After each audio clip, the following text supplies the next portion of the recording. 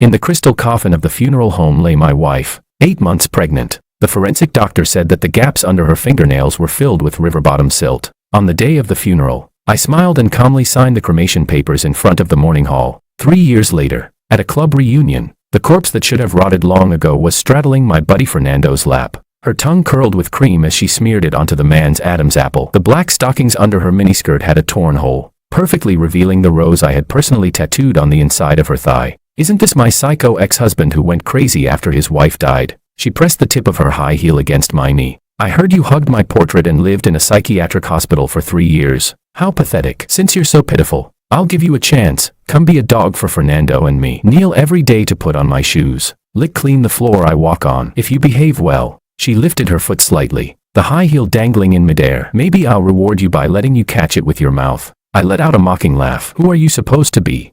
Juliet didn't know that during the years she had been dead, I had married the daughter of the richest man, and my son was already 2. When the Rolls-Royce stopped at the club entrance and my wife came over holding our child, she fell to her knees, screaming, "How dare you marry someone else? You swore you would only love me." I wrapped my arm around my wife and chuckled. You actually believe what a madman says. Chapter 1. I had just acquired this club last month. When I came for an inspection today, I happened to see Juliet. She was wearing a leopard print miniskirt, showing off a sultry pole dance on stage. Her moves were skilled and provocative, and the skirt fluttered high, revealing spring scenery beneath. Juliet's moves are insane. Fernando is gonna be over the moon tonight. Fernando, with the way she's twisting that body, I bet she practices on you like you're her personal pole every day. Lewd laughter and whistles erupted from the crowd below. Fernando curled his lips smugly. Claude, that loser, hugging a memorial portrait and crying every day. Who would have thought his wife is with me every single day now? Juliet swayed down the stage like a temptress. How could he ever compare to you? Then she batted her eyes, voice silky. When you don't want me anymore, I'll just go back and find that pathetic simp. Someone jeered. Damn, sis, this fake death game has been going on for 3 years and you're still not sick of it. But sis really does have charm. I heard Claude lost his mind after you died. Went crazy. Got some kind of mental illness. Now he goes wild whenever he sees a woman.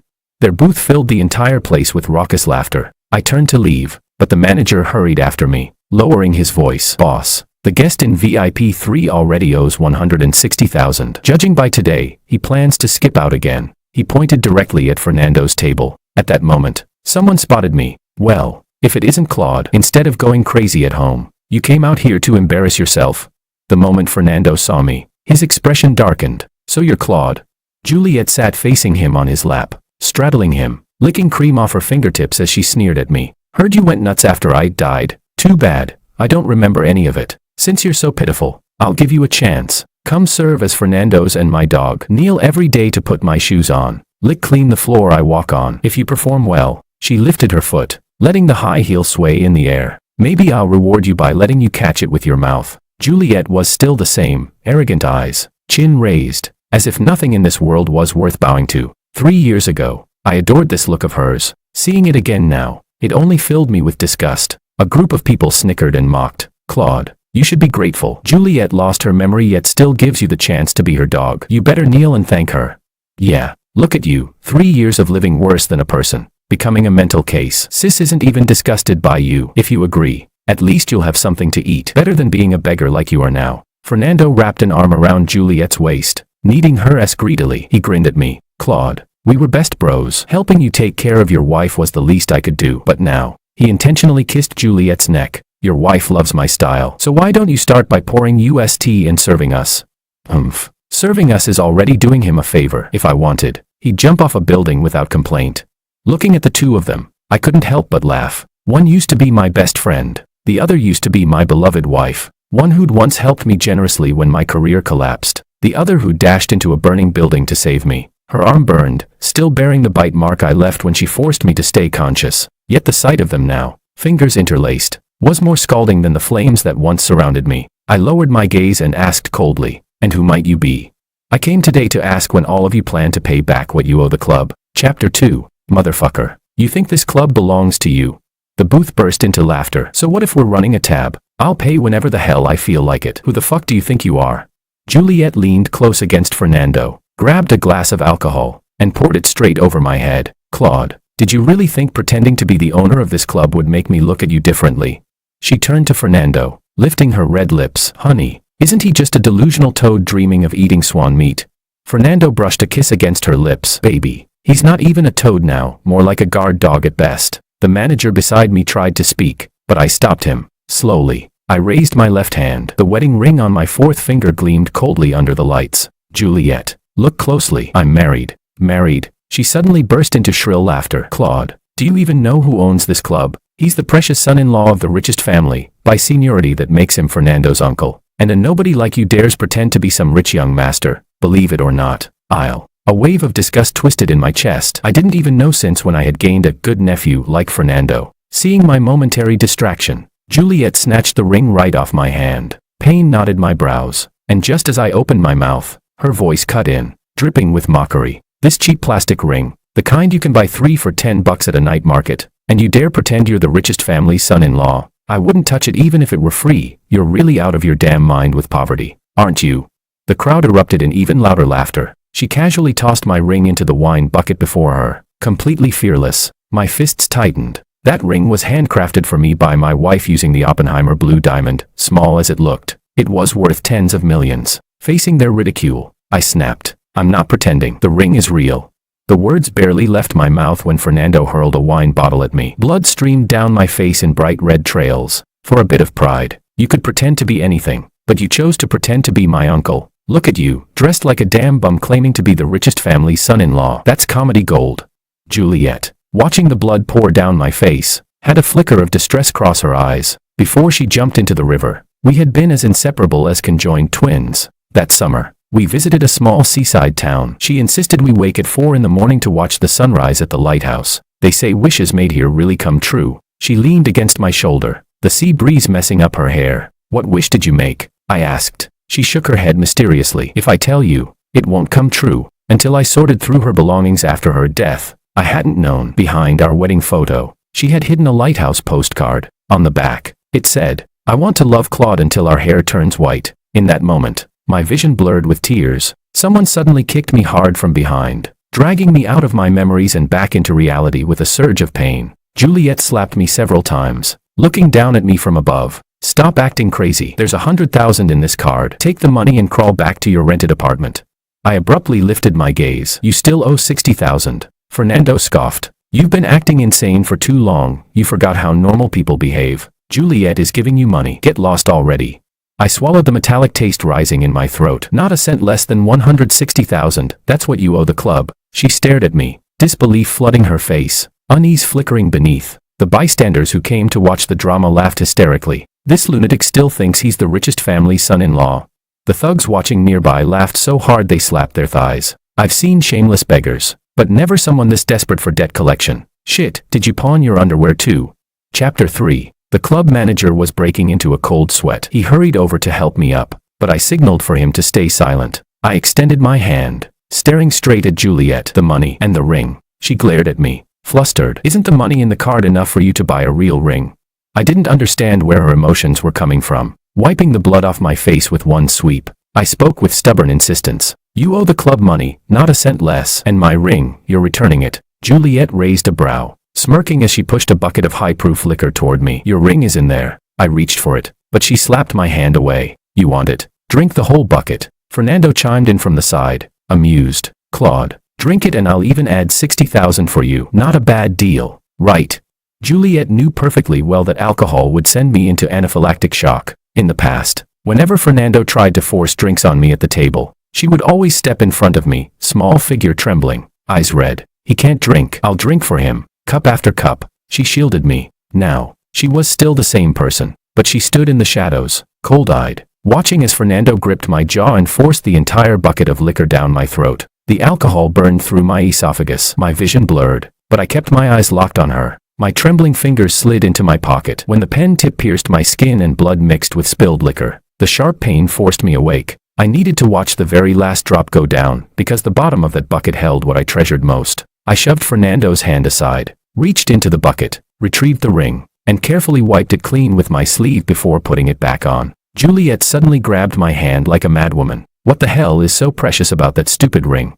I frowned and said coldly, let go. She glared, teeth clenched. You still need $60,000, right? 1 week from now. Come to XX Hotel to get it. If you don't come, you're a coward. I stared at them with icy calm. I'll be there. Make sure the money is ready. The manager escorted me out of their booth. Once outside, my body gave out and I leaned heavily against the wall. Fernando's buddies suddenly grew nervous. Claude is so stubborn. What if he really is the richest family's son-in-law?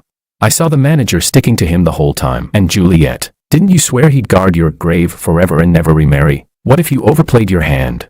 Juliet snorted coldly. He's acting. Look at that broke-ass outfit. You think a billionaire's son-in-law wears a 50 yuan t-shirt? She exhaled a smoke ring, tapping her high heel against the floor with a rhythmic click. Just can't stand seeing me and Fernando in love. Suddenly, she grinned, baring her teeth. When we get married, I'll walk up to him, shed 2 tears, and say, actually, I loved you. She inhaled deeply, then crushed the cigarette out on the booth. You think that lunatic wouldn't drop to all fours and play dog for us on the spot? Fernando's friends roared with laughter. Sis, you're amazing. You've got Fernando wrapped around your finger, and that simp still panting after you.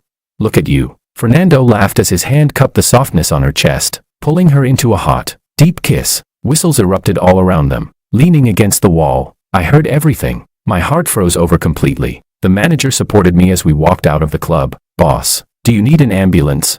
I assured him. No, I have medication. I fumbled in my pocket and pulled out an epinephrine injection. The moment the needle pierced my skin, it felt like a bucket of ice water crashing over me. Thinking back to everything that had just happened, nausea overwhelmed me. I retched uncontrollably. Juliet didn't know. On the night before she jumped into the river, I had received her farewell message. Chapter 4. My hands trembled as I opened my phone. That anonymous text stabbed into my eyes like a blade. Claude, you think Juliet ever wanted to have a child with you? She'd rather die than keep being loved by you. Tomorrow is the death anniversary she carefully picked. What a coincidence. The same day as your proposal anniversary. Below the message was a photo. Through a grainy lens, Juliet's pregnant belly rose and fell beneath another man. On her face was an expression of pleasure I had never seen before. The date stamped in the corner was clear. Exactly 1 week before she jumped into the river. So on the day the rescue team declared her lost and unrecoverable. When everyone thought I would collapse, scream, break, fall apart, I merely took her belongings with a blank face, quietly threw them into the fire, and burned away every last piece of love I ever had for her. News of Juliet being alive spread quickly. Friends and relatives bombarded me with questions. Soon after, on WeChat Moments, Fernando posted their sweet wedding photos, with the caption, even if you were once kissed by a dog, I don't mind. I still love you the same. My relatives, after reading that, looked at me with pity again. Juliet then sent me a voice message, and I could imagine her expression even through the screen.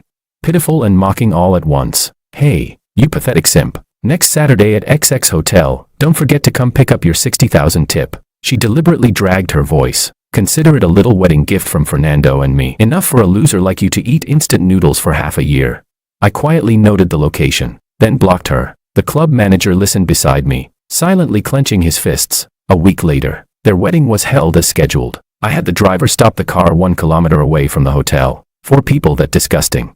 I no longer wished for them to know who I really was. When I reached the hotel, Juliet and Fernando were at the entrance greeting guests. Look, the dog is here. Come to get your reward. I ignored the insult. Give me the money. I'll leave now. Juliet scoffed. You think the reward is that easy to get? Kneel down and kowtow 3 times. Then maybe I'll consider giving it to you. I stared at her coldly, eyes sharp as blades. She faltered, turning her head away. Suddenly, Fernando kicked me hard behind the knees. I collapsed onto the ground, kneecaps slamming against the marble floor with a heavy crack. His groomsmen swarmed in, dragging me like a dead dog to the doorway. One grabbed my hair and smashed my forehead into the ground. Crack. A burst of red exploded across my vision. Crack. Warm liquid slid down my brow into my eyes. Crack. I heard the guests gasp, and the sound of bone fracturing. Enduring the sharp agony, I forced myself upright. Juliet, give me the money. Juliet ripped off her veil, her blood-red nails practically jabbing into my face. Claude, is this all you amount to? Losing your fucking dignity over 60,000. Her voice was shrill like glass scraping against metal. I told you I lost my memory, and you still kept acting like some tragic lover. And now look at you, switching careers to be a beggar. Fernando wrapped an arm around her waist and let out a mocking laugh loud enough for me to hear clearly. Baby, you still don't get it. He stepped on my fingers, the ones barely supporting me on the ground. This rabid dog can't get over you. Heard he went insane when he thought you died. Now seeing you get married, he's about to lose it again. His spit sprayed across my face as he sneered. Why don't you kneel and bark for us? Maybe I'll have the mercy to toss you a piece of wedding candy. I lifted my head through the blur of blood in my vision. His gloomy face came into focus. Juliet leaned in quietly, her fingertips brushing the blood on my cheek. Making such a big scene, is it just to make me feel sorry for you? She slipped a blood-stained key into my palm. The old apartment, I kept it for you. When I get my memories back, the one I love will still be you. Juliet, stop making a scene. Bleeding at a wedding is a bad omen, a relative whispered, unable to hold back. Fernando urged her to stand up quickly so they wouldn't miss the auspicious hour of the ceremony. Gritting her teeth, Juliet hardened her expression. Security, pick him up and throw him into the fish pond at the entrance. Wash all that blood off him. The guards looked troubled. There are decorative crocodiles in that pond. If we throw him in covered in blood, he might not come out in one piece. My face drained of color. The pain left me speechless. Juliet hesitated only for a second. Fernando pinched her waist from behind, and she instantly barked her order. Throw him in first, then fish him out. In the pond, the crocodiles smelled blood. Their eyes gleamed with hunger as they opened their massive jaws. Suddenly, a Rolls-Royce sped toward the entrance. The club manager swung the door open, and my wife stepped out, heels clicking sharply against the ground, our child in her arms. She strode toward me and spoke in a voice that shattered the entire scene. Who dares lay a hand on the son-in-law of the richest family? Chapter 5. The security guards dragged me aside, leaving a trail of blood smeared across the floor. My son struggled in his mother's arms. Mom, put me down. Bad people are hurting Dad. My wife's eyes were red as she set him on the ground. The bodyguards followed closely behind the little young master. People began whispering when they saw my wife and son walking toward me. Who is that woman? Don't tell me Claude really got married. That woman just said, son-in-law of the richest family, when she got out. Don't tell me she meant Claude. Juliet's fingers tightened around her wedding gown, unease flickering in her eyes. Fernando raised a brow and made a call. Then, looking smug, he announced loudly, everyone, I've already contacted my uncle. The real son-in-law of the richest family is on his way. Claude, you fraud. You think dragging along a random woman and kid to cosplay a family, then borrowing a luxury car, makes you the richest family's son-in-law? When my uncle arrives, you're dead. We'll peel your skin off.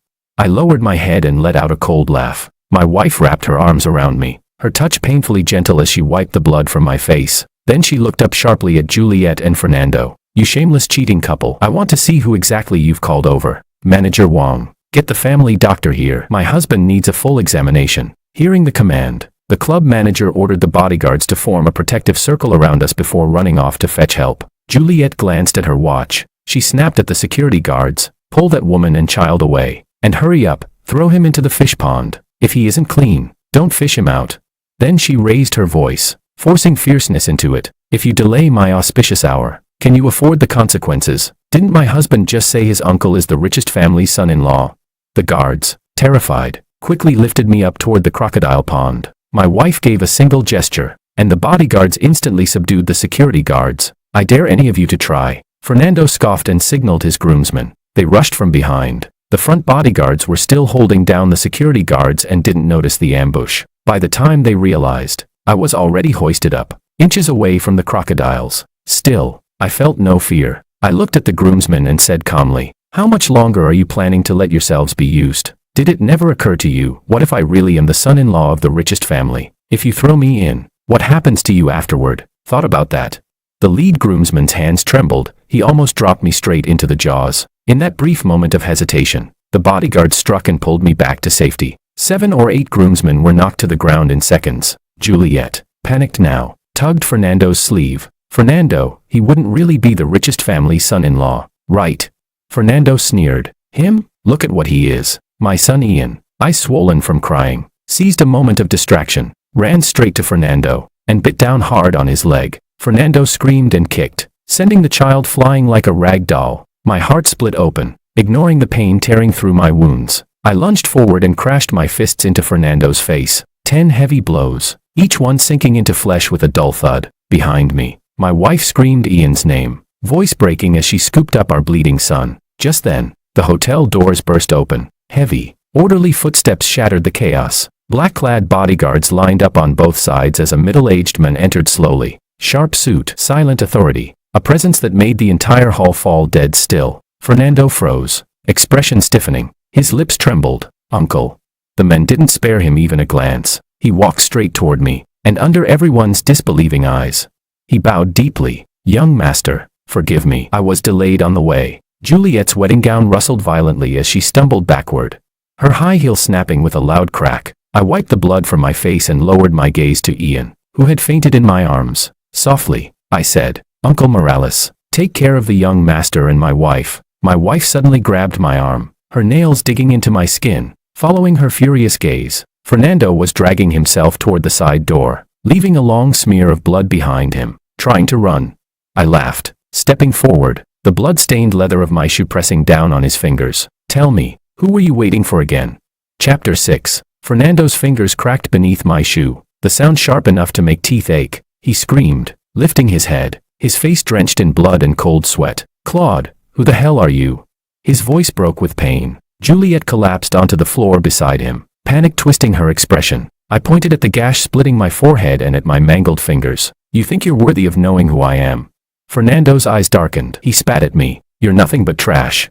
Then, like a rabid dog, he suddenly lunged at Uncle Morales's trouser leg, clutching it as he wailed with snot and tears. Uncle, you have to help me, this low-life bastard. He yanked open his blood-stained shirt, revealing the bruises on his chest. Look, he tried to kill me. He ruined my wedding with Juliet. Uncle, you have to stand up for me. Uncle Morales slowly crouched down, his polished leather shoe pressed against Fernando's face as he said lightly, almost casually, as if discussing the weather, Fernando, you want me to stand up for you? Suddenly he grabbed Fernando's hair, forcing his head up. With his other hand, he pointed at me, blood covering my body. Do you have any idea that the man you wanted thrown into the crocodile pond is the real son-in-law of the richest family? Fernando's eyes widened, disbelief warping his face. Impossible. Uncle, this is impossible. You're the richest family's son-in-law. A cold smile curved on Uncle Morales's lips, a smile like a dull knife scraping bone, chilling everyone to the core. He released Fernando's hair, then slowly pulled a handkerchief from his suit pocket and wiped his hands clean, as if he had touched something filthy. Son-in-law of the richest family. He lowered his gaze to the collapsed Fernando, eyes filled with pity as though looking at an insect. I am merely the steward, an occasional problem solver, of young Master Claude. The words detonated in the hotel lobby. Guests gasped in shock, one after another. Juliet's face drained of color. Her carefully styled hair fell apart, her whole body collapsing like her bones had been pulled out. I stood up with unconscious Ian in my arms. Blood from my wounds dripped onto the carpet, blooming into dark red flowers. Uncle Morales, I said softly, clean this up. Suddenly Fernando burst into manic laughter. Claude, you think this means you win? He yanked a dagger from inside his jacket. Even if I die, I'm dragging you down with me. Bang. The gunshot exploded through the hall. Fernando froze, the dagger still in midair. A bullet hole bloomed in his arm. His eyes rolled back as he toppled backward, falling with a hard thud at Juliet's feet. Juliet released a shrill, inhuman scream. She scrambled backward on all fours, dragging her wedding dress through a foul, wet streak. She had lost control of her bladder. I covered Ian's ears and nodded toward Uncle Morales. Thank you. As I turned, I caught a glimpse of Juliet being dragged away by bodyguards. Her fingernails scraped 10 bloody streaks across the floor as she shrieked. Claude, Claude, you swore you'd only love me in this life. How could you marry someone else? I wrapped an arm around my wife and laughed softly. You even believe the words a lunatic says? Little Ian stirred in my arms, his small hand instinctively clutching my collar. My wife leaned closer, eyes red. I lowered my head and kissed her trembling eyelids. Baby, why did you bring Ian here? Her tone carried a hint of anger. Thanks to Manager Wong, I was taking Ian to visit our father today. Just as we left home, I got his call saying you might be in danger. Her fingers tightened around my sleeve, knuckles pale. He told me everything. I was so scared I didn't even change clothes. I grabbed Ian and rushed over. My trembling fingers brushed Ian's pale little face. Blood stained the corner of his mouth. Suddenly my wife seized my wrist. Claude, look carefully. She turned my face toward the wrecked hotel lobby, forcing me to take it all in. Remember every face here. They showed you no mercy, so we owe them none. The grand doors slowly closed, sealing away all the filth and madness behind us. I tasted the blood on my molars and let out a low laugh. Good. If they insist on playing this game, then I will make sure everyone learns what the real cost looks like. Chapter 7. The family doctor examined both Ian and me. He said my skull was fractured and I needed complete rest. I couldn't move for now. Fortunately, Ian only suffered superficial injuries. During my recovery, Uncle Morales brought me a video. In the video, Fernando was tied to a metal chair in a warehouse. Gauze over the gunshot wound in his left arm soaked with dark red. His face was contorted as he screamed hysterically. Morales, you old dog. You two-faced bastard. I called you uncle to give you respect, and you help an outsider screw me over. Uncle Morales' slap sliced through the air, each strike cracking like a whip. This slap is for disrespecting your elder. And this one, for using my name everywhere to scam and swagger around. The slaps grew heavier, blood mixed with broken teeth splattering onto the wall. Finally, he grabbed Fernando by the collar and lifted him up. His voice was soft enough to make the skin crawl. Now, we need to settle the debt you owe for touching our young master Claude. The camera shook violently. A metallic clang rang from off-screen. Fernando's curses stopped abruptly as a red-hot metal rod slid into view, molten droplets sizzling as they dripped near his crotch. I heard you enjoy kicking children. Uncle Morales' voice carried a chilling amusement. The shadow of the iron rod danced across Fernando's face. What a coincidence, our CEO just acquired the entire city's urology hospital. The video froze on the spreading, suspicious stain in Fernando's lap. Fernando shrieked like a wild dog whose tail had been crushed. His face streaked with tears and snot. Claude, my worthless little life isn't worth your trouble. He tried crawling forward, the iron chair screeching horribly across the floor. Treat me like a fart. No, I'm not even worth a fart. Please, spare me. He suddenly choked and coughed violently. Bloody foam dripping from his lips. I'll be your horse. I'll let young Master Ian ride me. Just please stop torturing me. Young Master, should we handle him now? Uncle Morales' voice came from off-camera. I stared at Fernando's twisted face on the screen. My fingers gently stroking Ian's brow, still furrowed even in sleep. No hurry. Let him taste what rust mixed with blood feels like first. At Uncle Morales' signal, two men in black stepped forward and forced Fernando's jaw open. MFF. Cough. Ugh. The chunk of rusty iron was forced down Fernando's throat. His entire face flushed a dark purplish red like pig liver. Veins bulging, eyes protruding as if they were about to pop out. He thrashed violently. The metal chair screeched across the floor with ear-splitting noise. You dared pour alcohol down our young master's throat. Now you get to taste rust. How is it? Uncle Morales leisurely wiped his fingers. If you knew it would come to this, why push your luck? The video suddenly switched angles. In the corner of the warehouse, Juliet was tied to a chair, her makeup smeared across her face, watching everything in terror. Her lips trembled, but no sound came out. She could only shake her head frantically. Almost forgot about her. I chuckled softly and tapped the screen. Let her have a taste too. From off-screen came the sharp clack of high heels on concrete, followed by the ripping sound of fabric tearing. Juliet finally broke down and screamed, "Claude, you lunatic, I'm calling the police." I let out a low laugh, tapping the armrest with my fingertip. How funny. Back at the club, weren't you all saying I was the lunatic? If you had simply paid back what you owed the club, everything would have ended right there. I slowly stood up, my voice turning colder and colder. But you insisted on crossing the line again, and again. I grabbed the glass on the table and smashed it onto the floor, shards exploding everywhere, and you even dared to lay a hand on my son. Juliet collapsed with the chair, knees hitting the floor with a thud, sobbing until her makeup dissolved entirely. Claude, I was wrong. I was really wrong. Her trembling fingers clawed at the edge of the screen, desperately trying to pull the video toward her. I've always loved you. It was all Fernando, that beast. He forced me to fake my death and lie to you. You have to believe me. Juliet shrieked, fingernails scraping the floor until blood streaked beneath her hands. I regret it every single day. Fernando held a knife to my neck and forced me to act. She pointed wildly toward the corner. Check his phone. All the threatening messages are still there.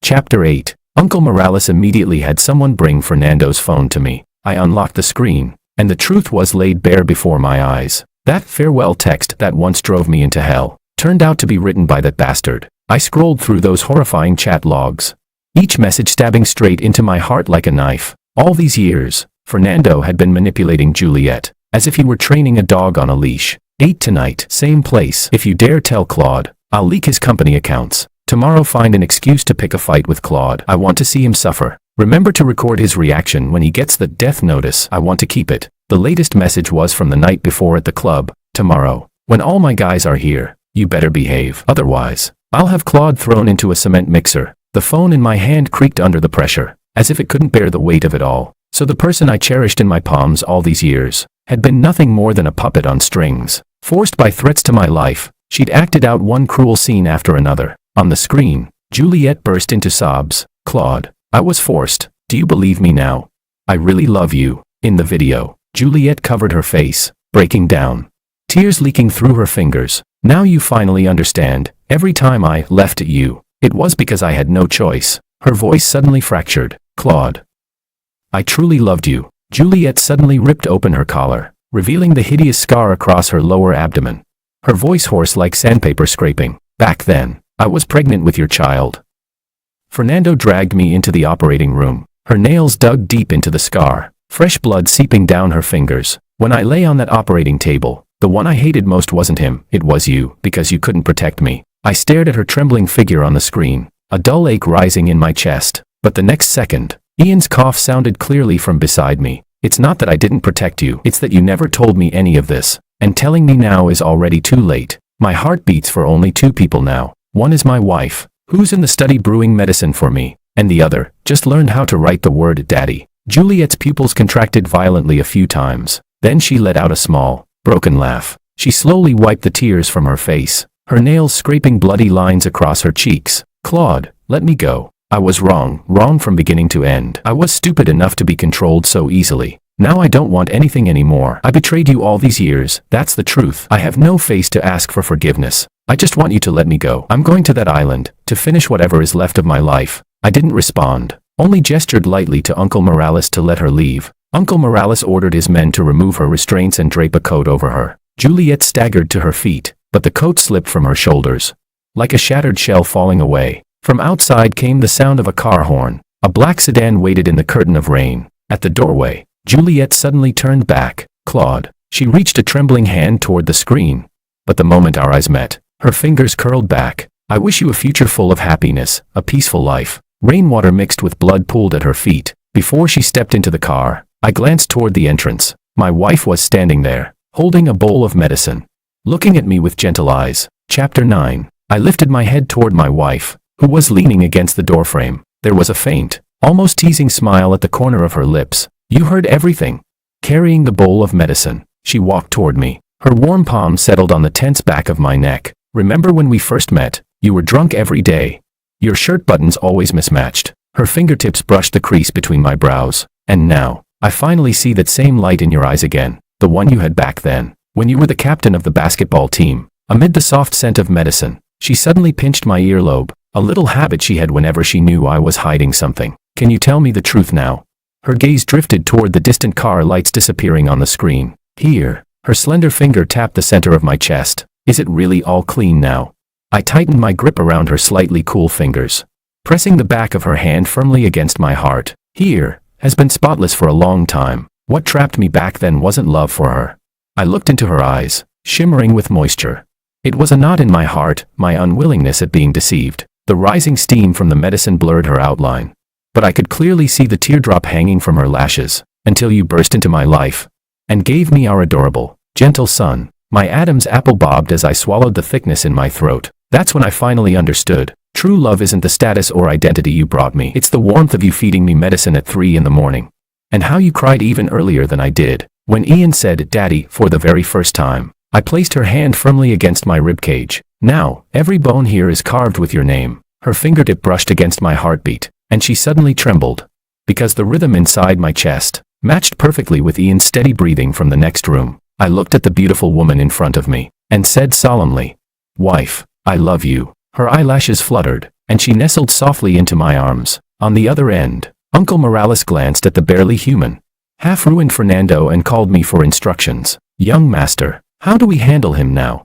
From the other side came Fernando's hoarse roar. Claude, you bastard, even if you know everything now, I'm not afraid of you. So what if you're the richest man's son-in-law? If you kill me, you'll pay with your life. You won't die a peaceful death. I listened quietly, a mocking smile tugging at my lips. Why would I kill you? Fernando spat a mouthful of blood, its dark shine chilling under the light. Claude, what I hate most is that look of yours. He yanked wildly against the chains, blood spraying onto the camera. Ever since we were kids, you're always so calm, so composed. Like the whole damn world is supposed to kneel for you. You know something?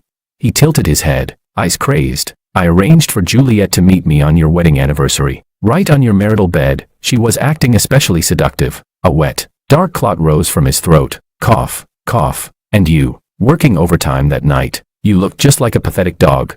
Ha ha ha. I stared calmly at the screen as police sirens grew louder from afar. Fernando burst into hysterical laughter, his handcuffs clanging against the metal chair. Ha ha ha. The police are here, Claude. Do you see?